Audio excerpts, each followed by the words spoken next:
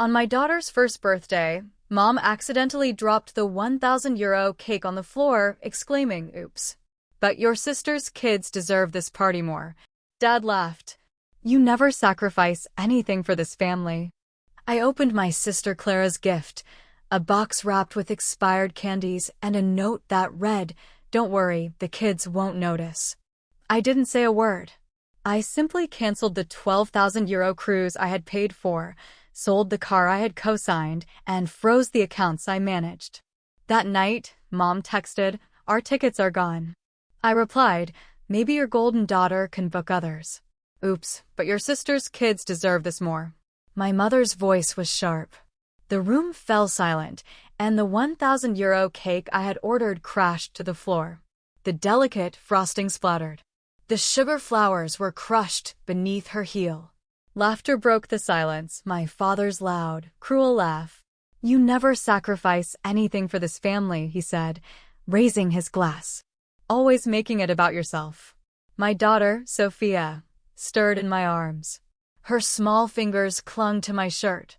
Her big eyes blinked up at me. She didn't understand, but I did. Clara, my sister, leaned against the gift table, checking her phone. "Don't be dramatic," she muttered, tossing me a bright pink bag. "Here's our gift for your little princess." I opened it, a box of faded, wrinkled candies. The expiration date was 6 months past. Clara laughed. "Don't worry, kids won't notice."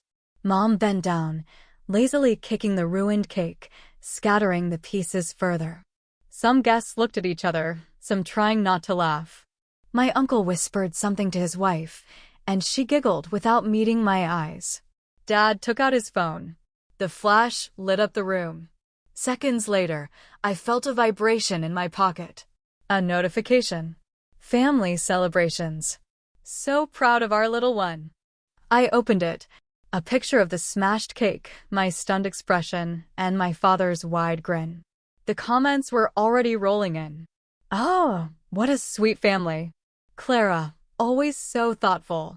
Mom is the best. Never a dull moment." My cousin Alejandro commented, "Haha, classic, always trying too hard, eh?" I didn't say a word. Not even when Dad leaned into his friend, his voice a drunken slur. "Can you believe he spent €1,000 on that thing?" Always showing off.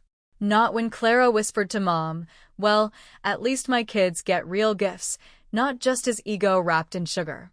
I stood there, a frozen smile on my face, Sophia's small head resting against my shoulder. Around me, uncles and aunts sipped their drinks, hiding their smirks. Another notification. Another comment.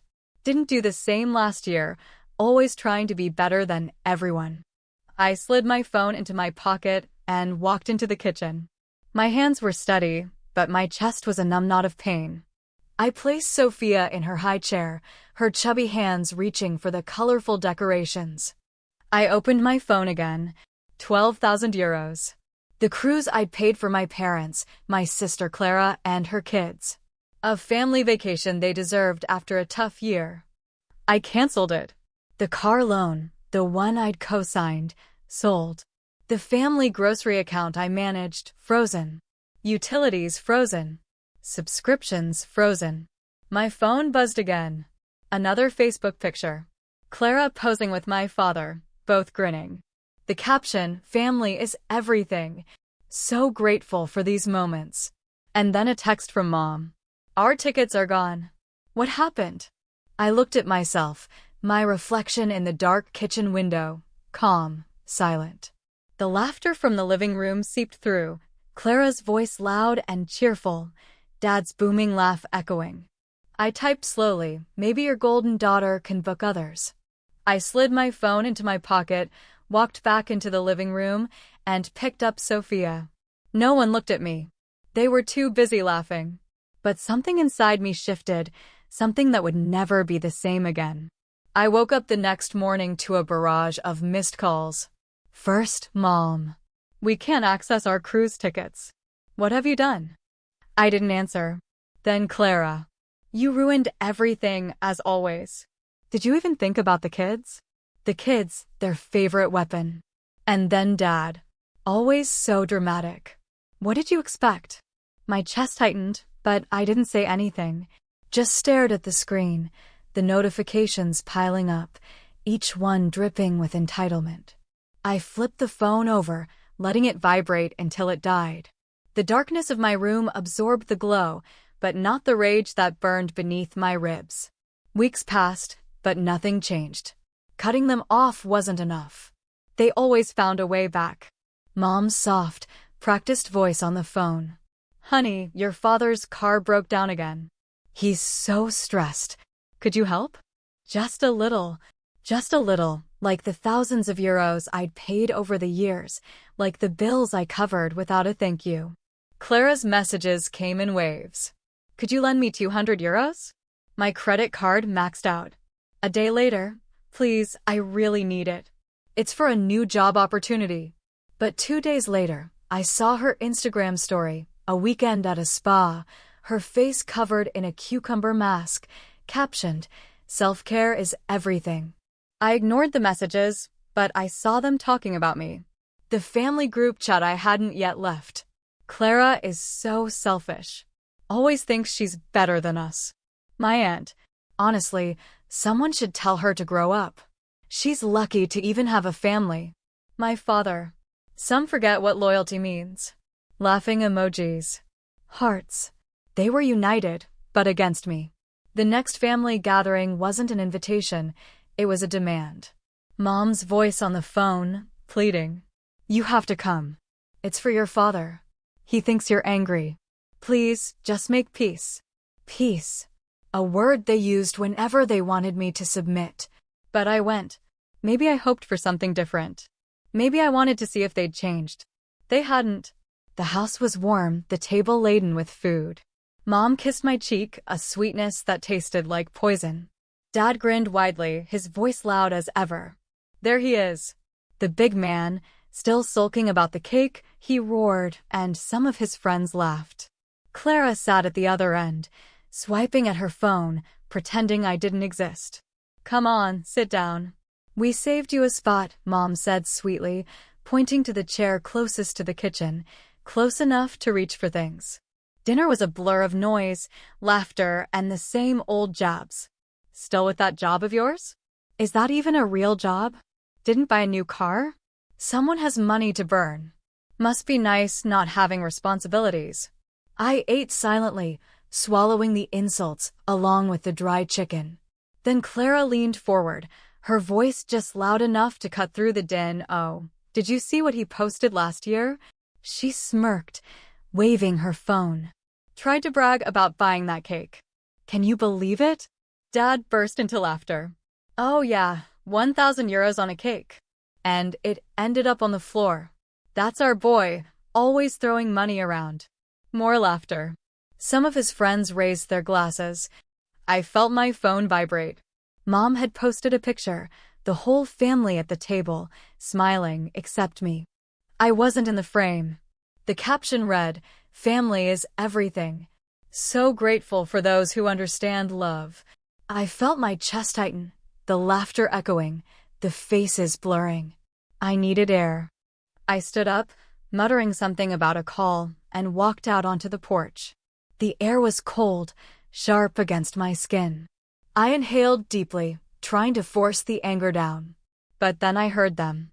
The kitchen window was slightly ajar, and their voices floated out, muted but clear. "He's so sensitive. Did you see his face?" Clara's voice, laced with mockery. "He deserves it." Dad chuckled. "After all we've done for him, he thinks he can just walk away." "Don't worry," Mom whispered. "He always comes back. We just need to tell him we're having a hard time, and he won't be able to resist helping." "What if he doesn't?" Clara asked, laughing. "We keep telling him he's selfish. He hates that. Always trying to prove he's better than us," Dad said. Laughter, real, cruel laughter. My hands gripped the porch railing, knuckles turning white. I couldn't breathe. I was their joke, their little puppet, the good son, the wallet with the heartbeat.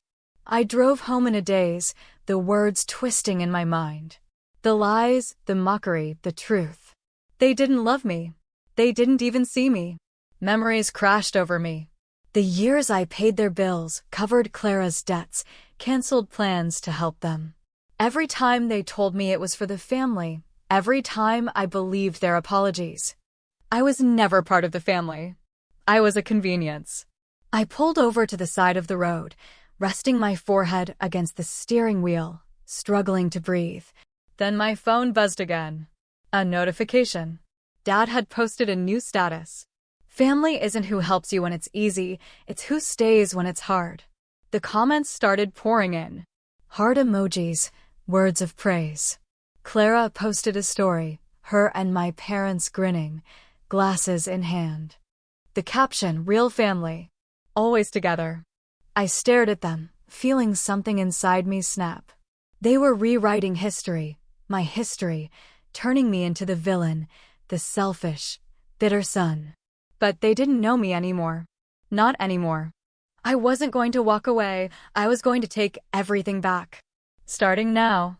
That night, I didn't sleep. The rage twisted in my chest, hot and sharp. Their voices echoed in my mind, laughing, mocking, planning how to use me again. But I wasn't the same fool they thought I was. By morning, I had a plan.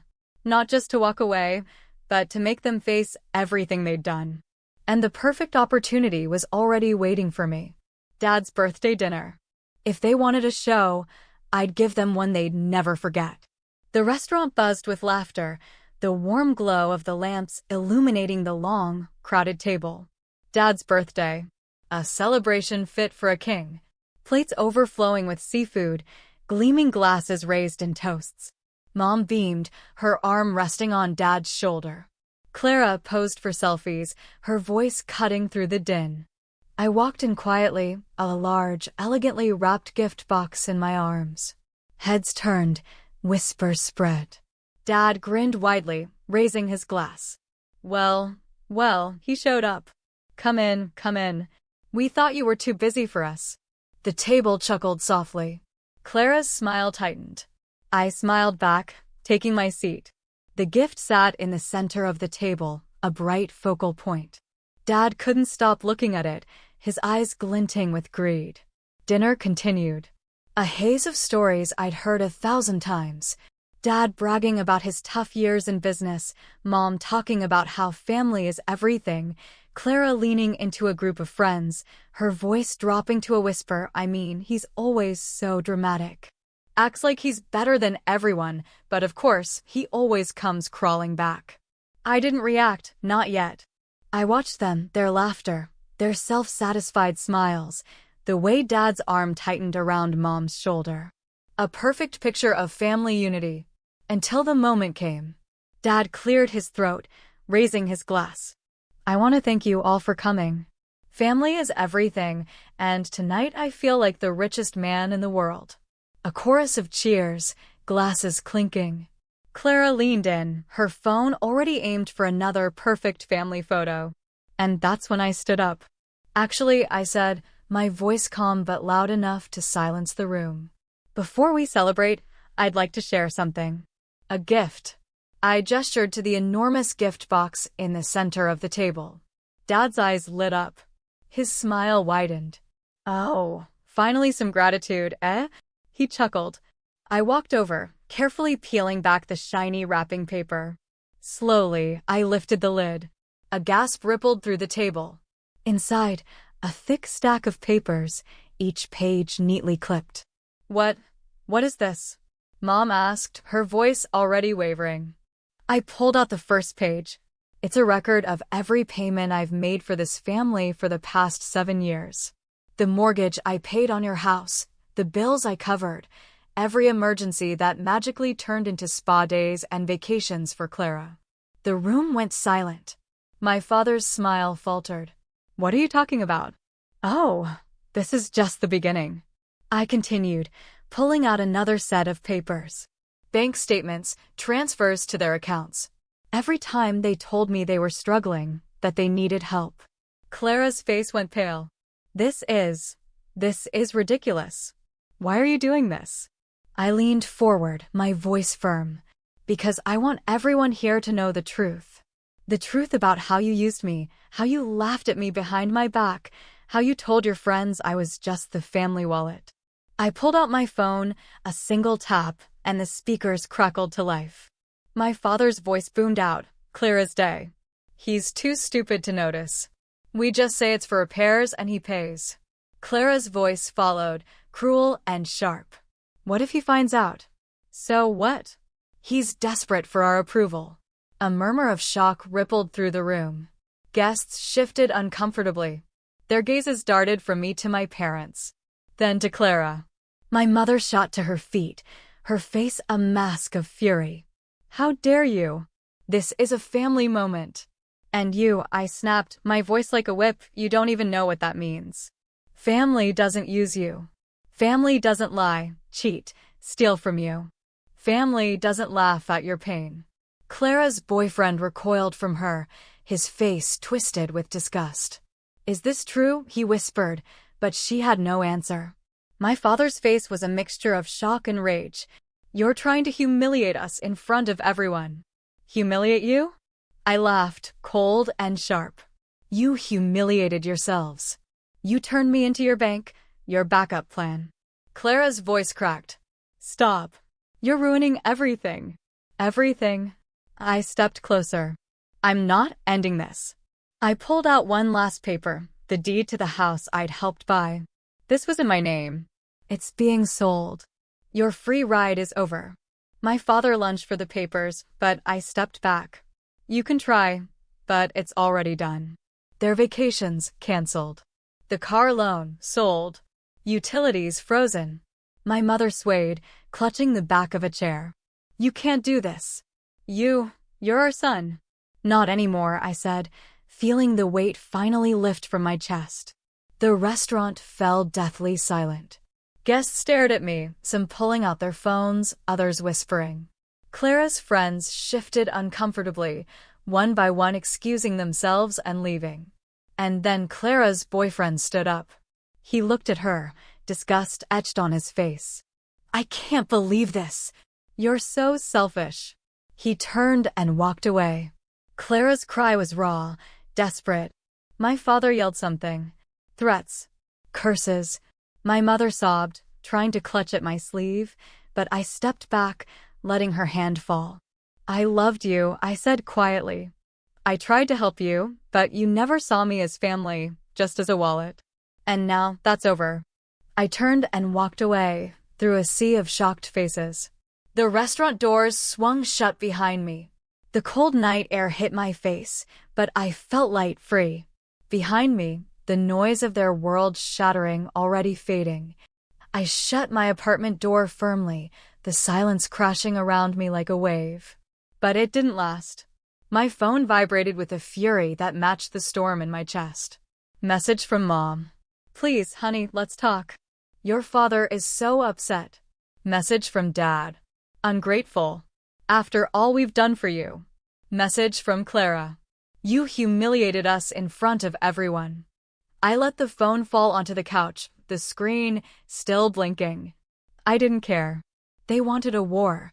I wasn't their fool anymore. But then a new message appeared from an unknown number. I know what they did. I can help. I frowned. A scam, another game. But then another message. A photo. My family, my parents, Clara, sitting around a table, laughing.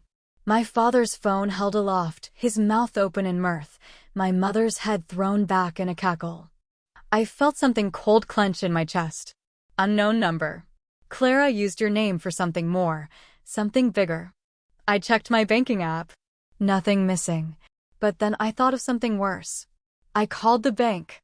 Yes, sir. Let me check. There is an active loan in your name. It was taken out 3 months ago. 3 months. While I was still paying their bills. 30,000 euros. Signed by me. My vision blurred. That's impossible. I didn't sign anything. The voice hesitated. I'm afraid the documents are verified.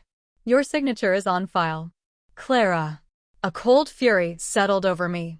She didn't just use me. She stole from me, lied, forged, betrayed. And they, my parents, they defended her, covered for her, laughed at me. No more.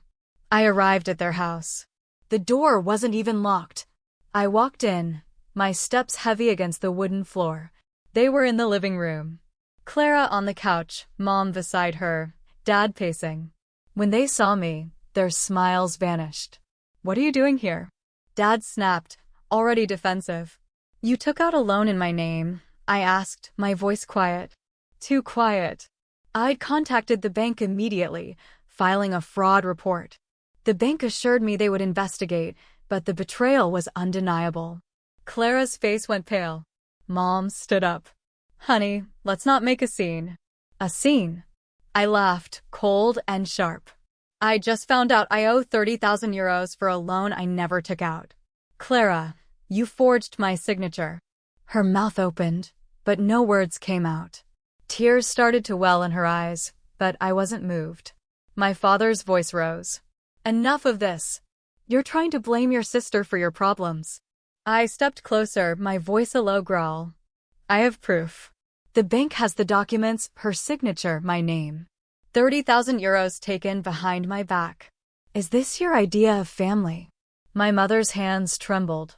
Clara, is this true? Clara crumbled. I needed it. I thought I could pay it back before he found out. Pay it back with what? More lies? More of my money. I spat, the interest alone. My father's face twisted with shock. He turned to Clara. You told us it was for school. For a course. Clara sobbed, hiding her face. Mom's eyes filled with tears. We gave up everything to save you. We paid it off, and you lied to us too. I stepped back, letting their world crumble around them. This is your family, I said, my voice cold. A family that failed me. But I'm done. No more money, no more help, no more silence. You can't just leave, my father shouted. We're family. Family? I laughed. Family doesn't steal. Family doesn't destroy marriages. Family doesn't turn their son into a wallet. My mother swayed. Please, don't do this. We were trying to protect you. Protect me? I shook my head. You were protecting yourselves, and you destroyed me. But that ends now. I turned and walked out. My father's voice was a desperate roar. If you leave now, you're dead to us. I didn't even look back. Outside, the cold air hit my face, sharp and clean. I breathed it in, my chest rising, the weight falling away. To me, they no longer existed. And I was free. I didn't look back, not when the cold air stung my cheeks, not when the silence of my apartment wrapped around me like a blanket. But I wasn't alone. Sophia's small voice brought me back to the present. Daddy, look. I drew us. She held up her tablet, a colorful drawing of a house, a sun, and 2 smiling faces.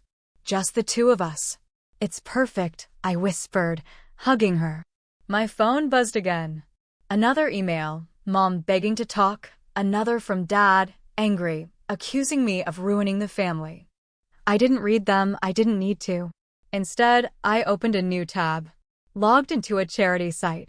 Victims of fraud. I typed in a donation, 5,000 euros. In the donor name, I wrote Clara M., support for those who have lost everything. I forwarded the receipt to Mom with a single line. Now I'm helping family. The days turned into weeks.